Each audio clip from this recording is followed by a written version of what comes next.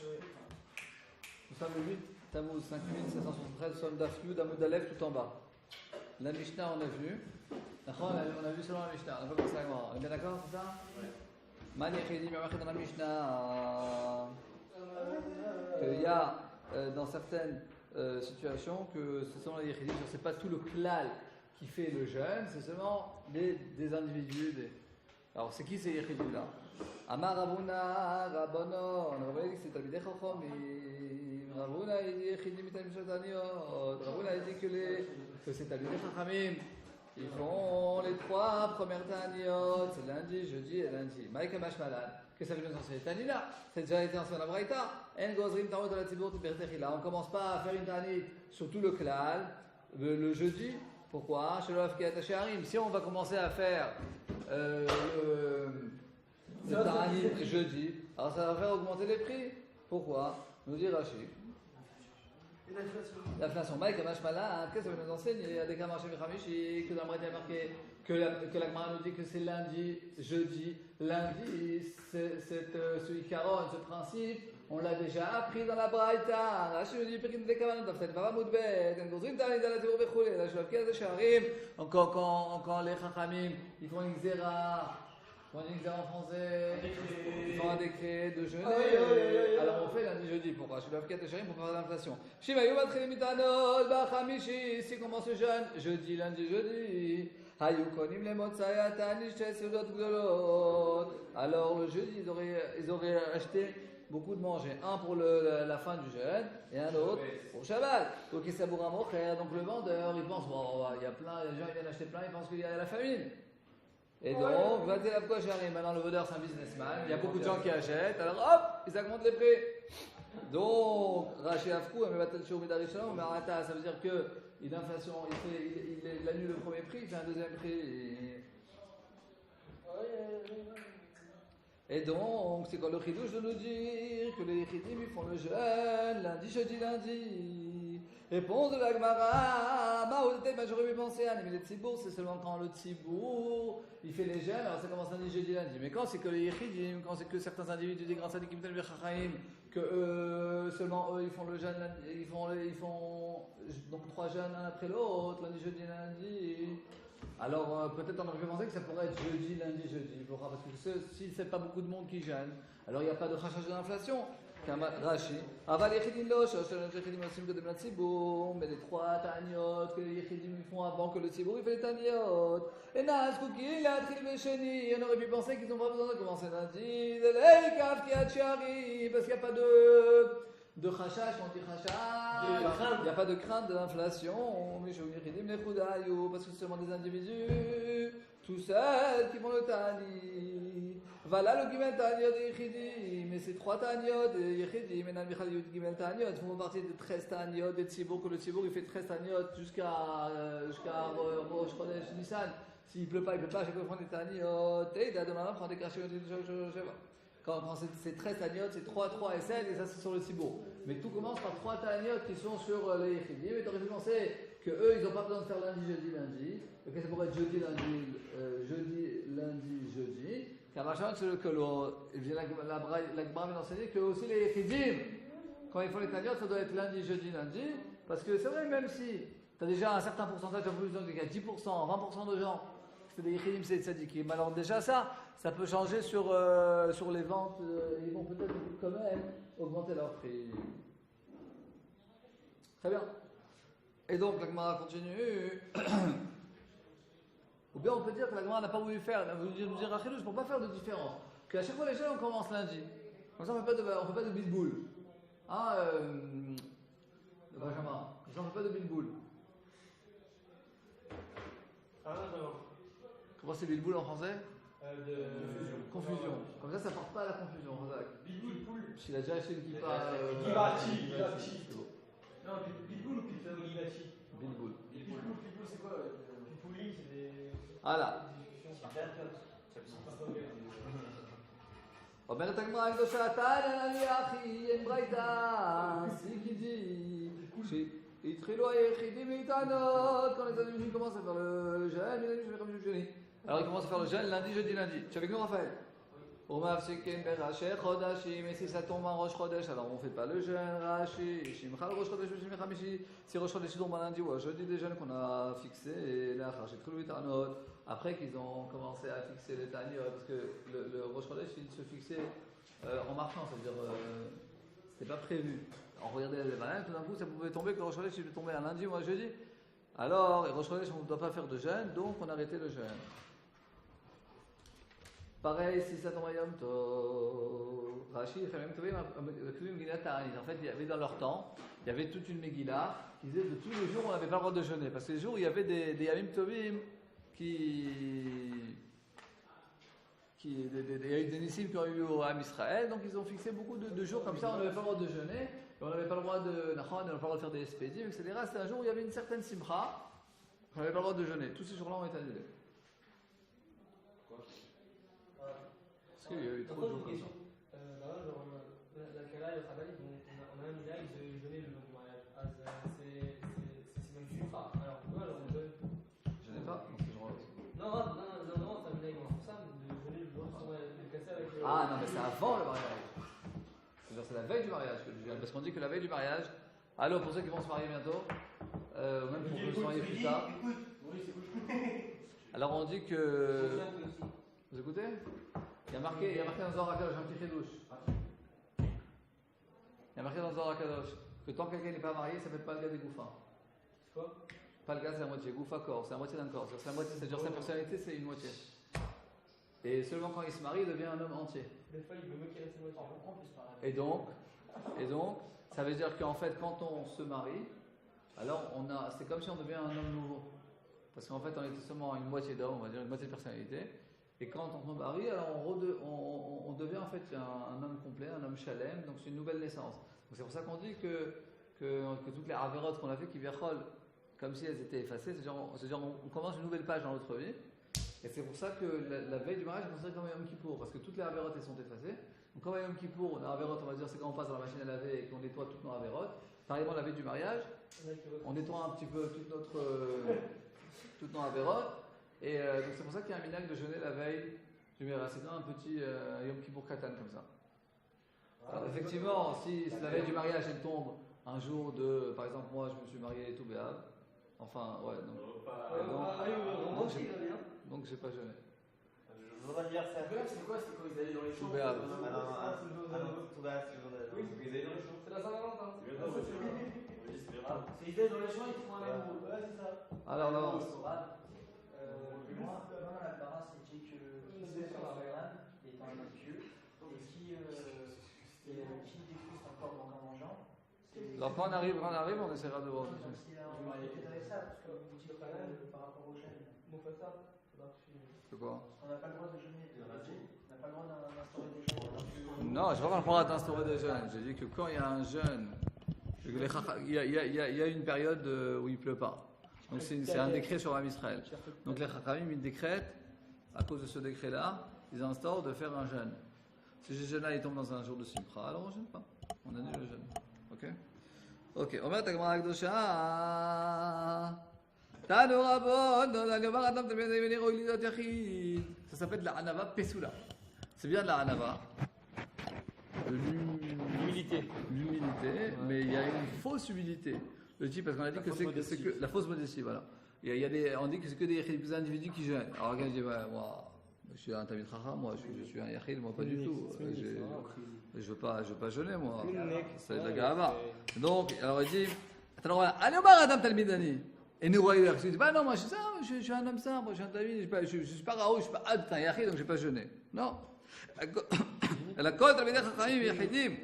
Chaque Talmid Chacham est considéré comme un Yachid. Rashi.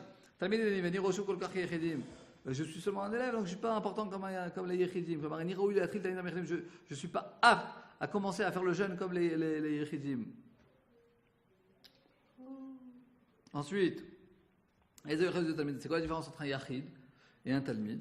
Yachid, c'est tout celui qui est apte, qui soit nommé comme un dirigeant du Tzibour, point de vue Khatik, c'est-à-dire on lui pose des questions et il peut répondre. Un Talmid c'est quoi? C'est quelqu'un qu'on peut lui poser une question dans ce qu'il est en train d'étudier spécifiquement et il répond.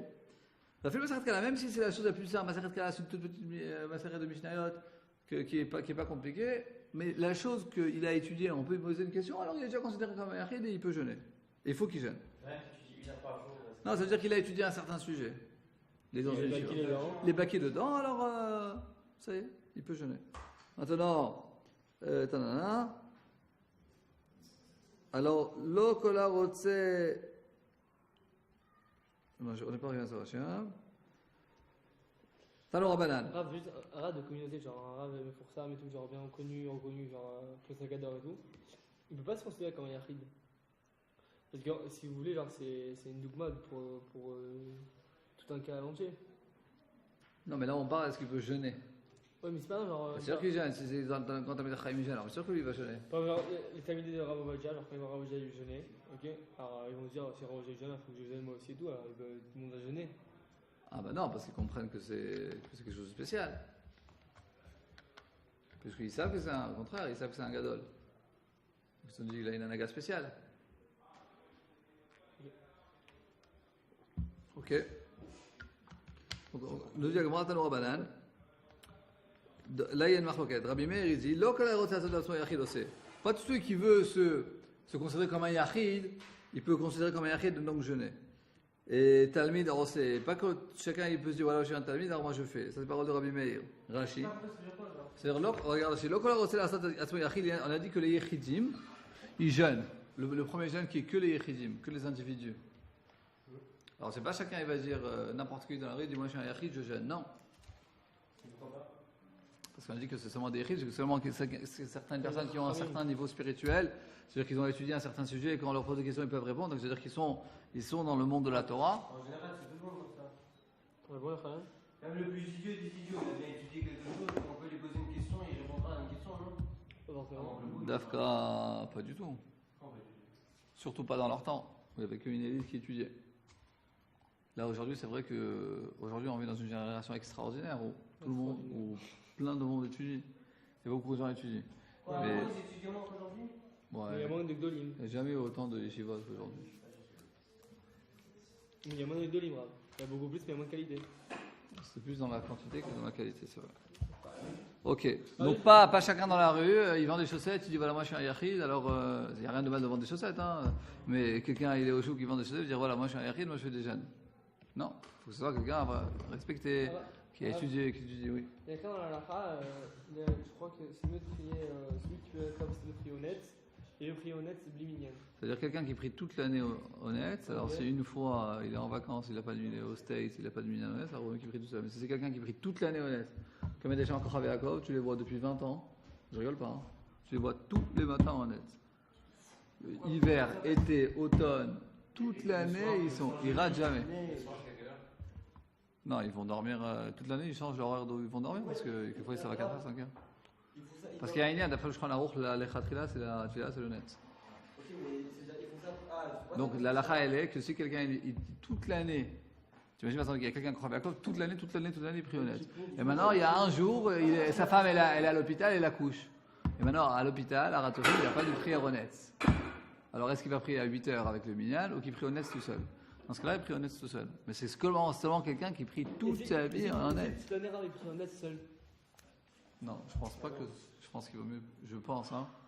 Que vaut mieux. Parce que la première fois, il aurait pu le prix de Je sais qu'il y a un animaux et tout, genre. Peut-être qu'il y a des gens qui c'est spécial. Mais. prier hors minyan, c'est. Après, elles seront Hein? Tu pries hors minyan. Le Shabbat, pas Tu peux la vivre, mais elles seront pas. Il y a une grande malade après le minyan, parce que le minyan, on s'annule dans le klal. pas Et c'est vrai que de prier hors minyan, ça vient des explorateurs parce que c'est la première fois qu'on pouvait rassembler tout ça. Bon, c'est tout un truc. Et Rabouchko il dit que même s'il y a quelqu'un, un chimie par exemple, qui veut compléter une on va voir. Mais c'était pourquoi? Parce que de base, les explorateurs, c'est même des chimie. C'est pas très mais ils ont fauté. Ok, nous dit la Gemara la chose suivante.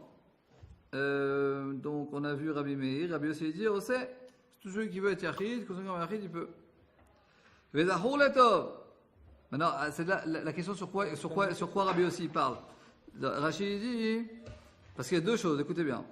Rabbi Meir a dit deux choses. Quelqu'un, il peut pas se faire devenir un yachid, stam, mais il peut pas aussi se devenir un talmid. Ok? Maintenant,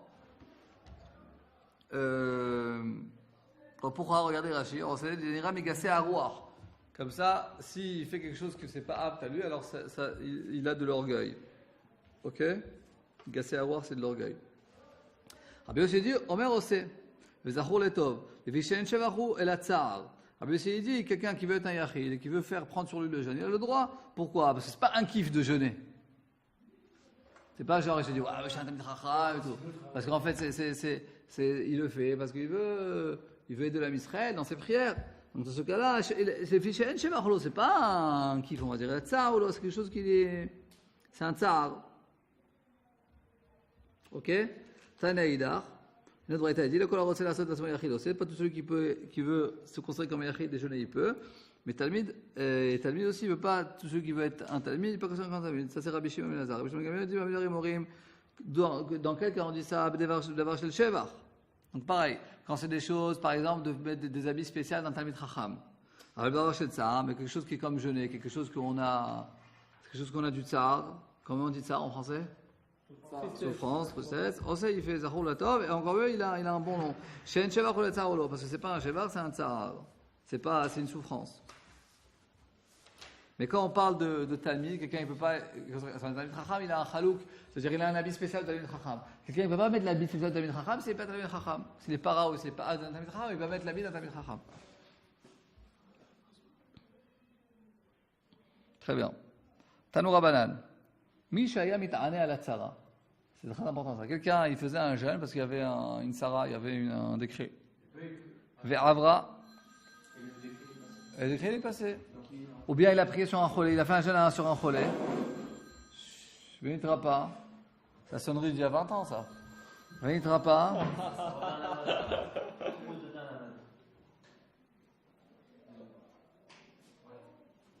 De nos jours. Plus de respect. Top. C'est fini ça. Ça veut dire que le Mashiach il est vraiment il arrive. On se lève tous là quand on a le téléphone, c'est vachement, on aura encore plus. Nathan, ça suffit. Nathan, tu es vachement embêté. Et donc, vous écoutez?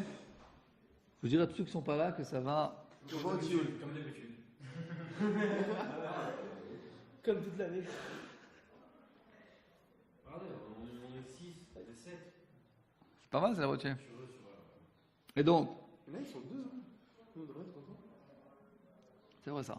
Mais il faut toujours regarder le moitié plein du verre. C'est vrai, Raphaël, ou pas? Quand t'as un verre qui est moitié rempli, ça va, il a moitié quoi en fait? Les moitiés Quand pleins. il est moitié vide. Non, je pense qu'il est moitié vide.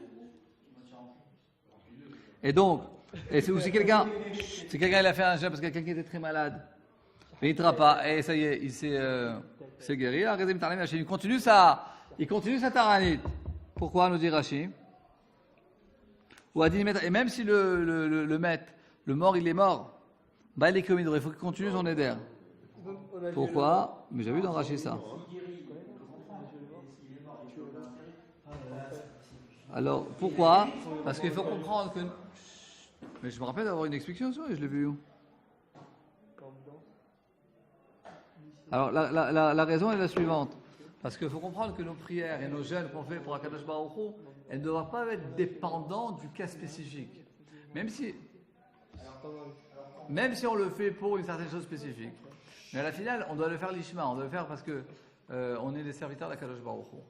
Donc ça veut dire que si les choses s'arrangent ou ne s'arrangent pas, alors on arrête tout. Non, si tu as pris sur toi un jeûne de 24 heures, ben tu le fais, même si au milieu ça s'est arrangé, même si ça ne s'arrangeait pas. Parce que tu le fais, parce que tu as pris sur toi pour Akadosh Baruch Hu, parce que tu veux t'élever dans la Kedusha, dans la Tahara, tu prends sur toi quelque chose. Ça ne doit pas être dépendant directement, parce que c'est pas un casse-pomat, c'est pas un distributeur de billets. Tu viens, tu prends, tu reçois pas, t'arrêtes. Ça marche pas comme ça. Hein? Ben là, on ne fait pas de taille. Parce que nous, on fait les filotes et le jeûne, on le fait complètement. Tu vois comme il faut. Oui, ça va? Tu as checké? Donc. Parce que de la fatigue, là, c'est. On finit le Hamoud, mes amis. אומרת הגמרא הקדושה, ההולך ממקום של מטענים למקום של מטענים. Quelqu'un, il a roulé, il a marché, il était sur un âne d'un endroit où on faisait le ta'anit, à un endroit où on ne fait pas le ta'anit.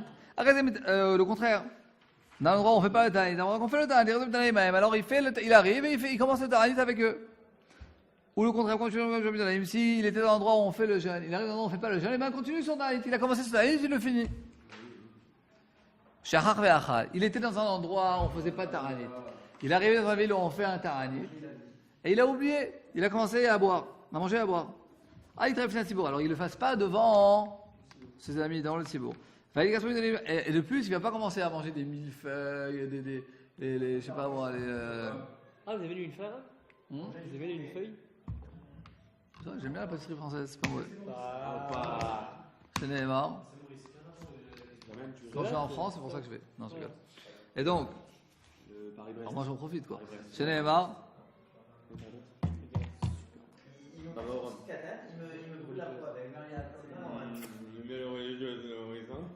Ah non, je suis comme ça, tu vois quoi.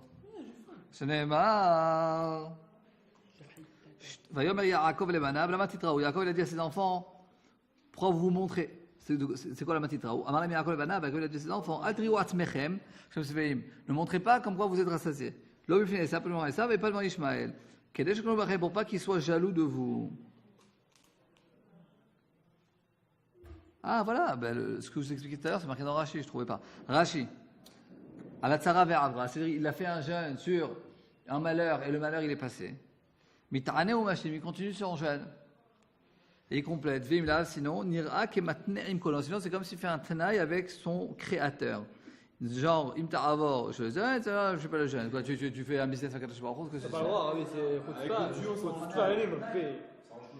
Avec le bon Dieu, on s'arrange tout seul. Ouais, mais c'est un tas et plus de bien. Elle a dit, si j'ai un enfant, je le donne à Kadosh Baruch On Hu. est Dieu miséricordieux. Je le donne au service à Kadosh Baruch Hu. Les gens, Au contraire, c'est comme si, voilà, s'il m'arrive quelque chose de bien, alors je fais tchouva. Mais faire tchouva, c'est bien. Tu comprends la différence? Là, il dit, voilà, s'il est guéri, c'est-à-dire c'est quelque chose, c'est un profit à toi. Là, elle a dit, bon, moi, si j'ai un enfant, au contraire, mais non, au contraire, elle dit, si j'ai un enfant, je le donne à Kadosh Baruch Hu, je le donne au service du peuple, au service divin. Alors, au contraire, c'est-à-dire, elle ne va pas en tirer profit, il ne sera pas à côté d'elle. Contrairement à des parents qui disent, voilà, le fils veut venir à la yeshiva, et les parents ils disent, non, moi, je l'ai gardé 18 ans, alors lui, il va partir. Non, je reste à côté de moi. C'est vraiment égoïste de dire ça. Bon. C'est normal, Arbi, Et là où les accueillent, c'est normal. À mon avis, c'est vraiment. C'est un instinct, c'est une pensée d'instinct. C'est assaut tarchitaï sur de faire C'est ça. français ça. On va faire de généralité, mais c'est vrai que. C'est plus français lorsque les Argentins ils s'en tapent. Non, c'est vrai, non. Mais carrément, parce que c'est beaucoup plus dur pour eux de venir, parce que je pense qu'avant. Tu demanderas genre à Daniel, à notre âge, c'était beaucoup plus mature. Très froid, Les enfants de Nafro, ils sont beaucoup plus nafro. Tu peux faire À notre âge, je te parle, les enfants de Nafro, mais à notre âge, ils seront déjà mariés avec 3 gosses. Non. Non, mais bon, ils sont beaucoup plus matures. Allez. Alors, vous savez, quand vous aurez des enfants, Yochanan, j'écoute. Quand tu auras des enfants, Bezrat Hashem, il faut savoir que les enfants, ils ne nous appartiennent pas. Ah bon? Moshiko. Ouais, mais après, c'est-à-dire que Baruch Hashem, on les a mis au monde, mais ils ne nous appartiennent pas. C'est pas que nous, on peut décider pour eux. Ce que faire dans la vie. On peut pas leur dire, on peut pas leur dire, tu fais ça, tu te maries avec un tel, tu fais médecine, tu fais avocat, tu fais rabbin. Ah non, tu ça fais marche non. bien là, ça. Ça marche bien, cette technique. Tu fais pas l'armée. Faut laisser tes enfants faire ce qu'eux ils pensent que c'est bien. On se rappelle, vous allez faire ce que vous voulez. Ouais. Et s'il y en a un qui dehors, qui voulait pas, genre aucun rapport avec la yeshiva, quoi. Je te dis, moi j'ai des frères qui n'ont pas fini l'école, on va laisser tranquille. Ça va. Et vous, je sais pas, faut que c'est une technique ça. Bien sûr, ça marche. Mon père il m'a jamais arrivé là-dessus. Là. Oui. Ok, d'accord, mais après c'est une question, genre si mon père, genre, il y a plein de jeunes en France qui disent, ouais, au bout de la 3ème, ça y est, je suis fatigué, comment ils étudier. Les parents vont dire, ah, ok, j'ai voulu faire, fais ce que tu veux. Tu peux les encourager, mais tu peux pas les Il faut obliger. les obliger. Comment tu vas leur donner envie, ça quand tu es calculateur? Je sais pas, moi, je sais que genre j'ai grandi, même si c'était dur à la fin et tout, personne n'a envie de finir son bac, hein. Enfin, je sais pas, je connais Là, pas un mec qui kiffe tu étudier, mélanges je deux sais pas, choses. quoi. Tu mélanges entre l'étude de Chol et entre la religion. Non, mais non, d'ailleurs, finir à l'école. Moi, je te parle au sujet de Torah et Mitzvot. Ok.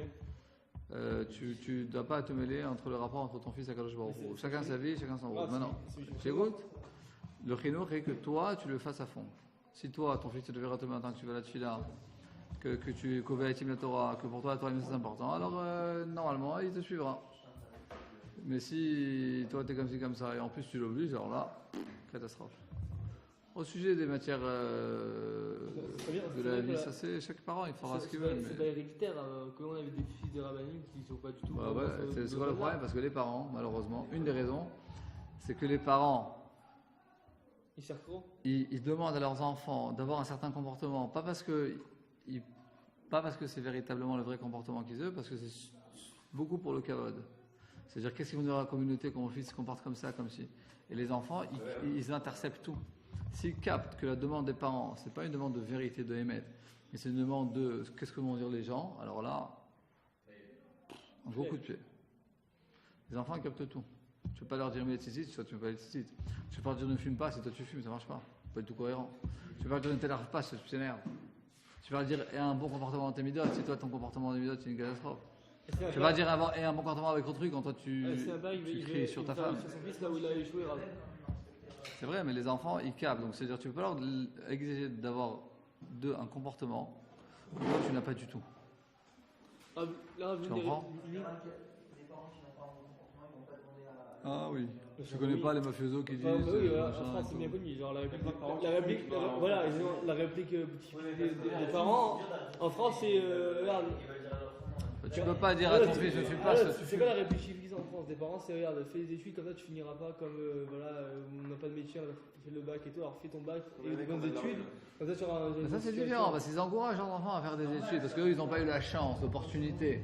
Tu comprends? Mais si le père, par exemple, si le père il est pas sérieux dans sa vie, ça veut dire un jour il fait ci, un jour il fait ça, un jour il fait ça. Il peut pas exiger à son fils d'être sérieux dans ses études. Si le père il monte dans son comportement le contraire, c'est-à-dire il peut dire, mais ça va sûrement pas marcher parce que le fils il voit que son père il a un certain comportement et il fait le contraire.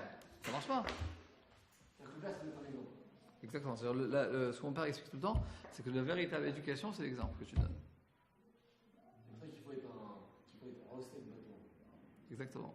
Si ton fils il voit que pour toi la Torah c'est important, que tu étudies la Torah, que tu demandes d'étudier la Torah, que tu vas à des cours, et que tu chacun, alors ils vont forcément qu'ils iront dans le, pas toujours quoi, mais ils iront chacun dans le libre arbitre. Exactement. Donc. Mercredi avant que je regarde la République, je faisais un cours avec l'animation des blagues. C'est vrai ça? Mercredi. Si, il y a un cours que j'ai envoyé Où ça? mercredi.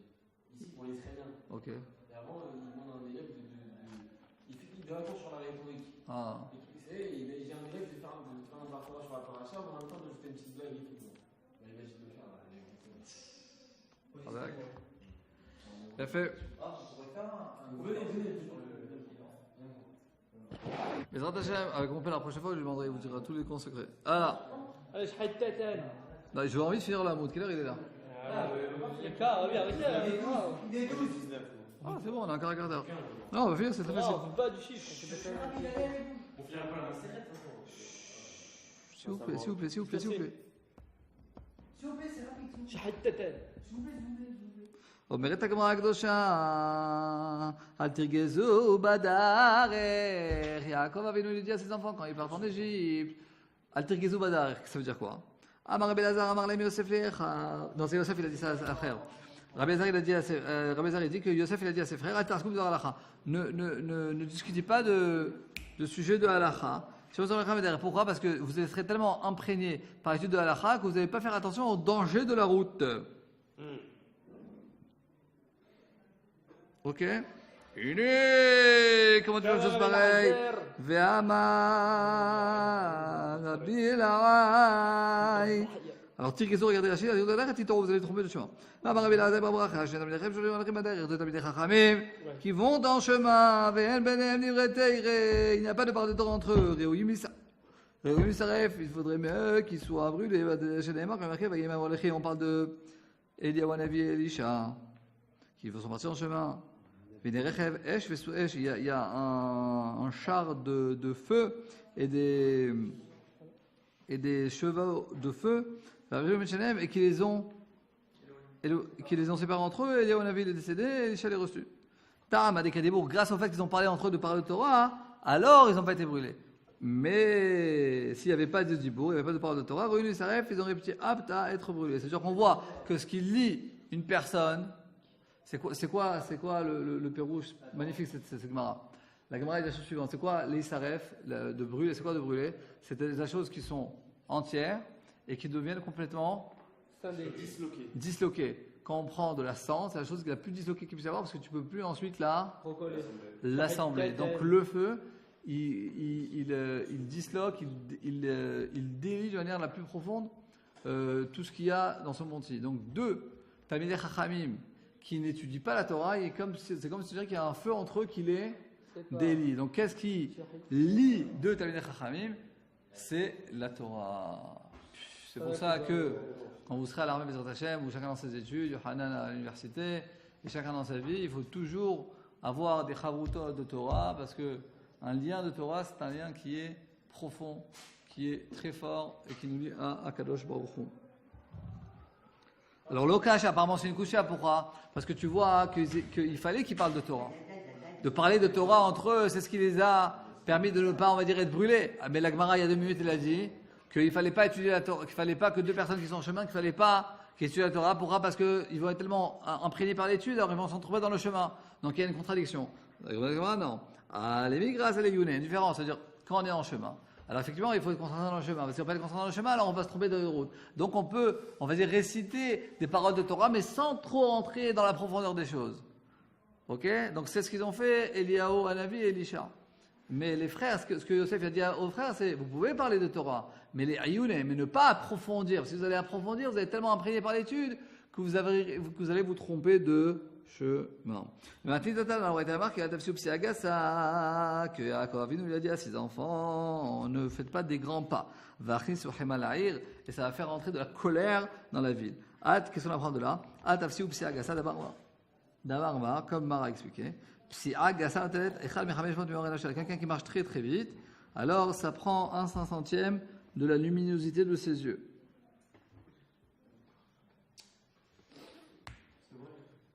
Rashi Yachnisu Hemar La'ir. Shatem Lani Veshorvim Baderer, quand vous dormez en chemin et vous rentrez dans la ville, Yachnisu La'ir, ne rentrez dans la ville quand il fait encore jour. Parce que quand il fait nuit, il y a des brigands, il y a des machins, des trucs, ça peut être dangereux. Ok? Il faut comprendre pourquoi de marcher vite, en route, qu'est-ce que ça représente, et pourquoi ça prend 1/500 de la luminosité des yeux.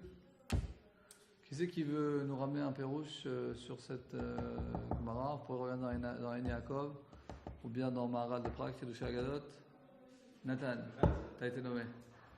Chazak, parce que tu regardais de l'autre côté, pour pas que je te demande. Alors voilà, j'ai capté. Chazak. Pour quand Shabbat? Vous êtes là Shabbat? On est que Shabbat. Je suis pas sûr que je suis là, mais si je suis là, alors on est que Shabbat.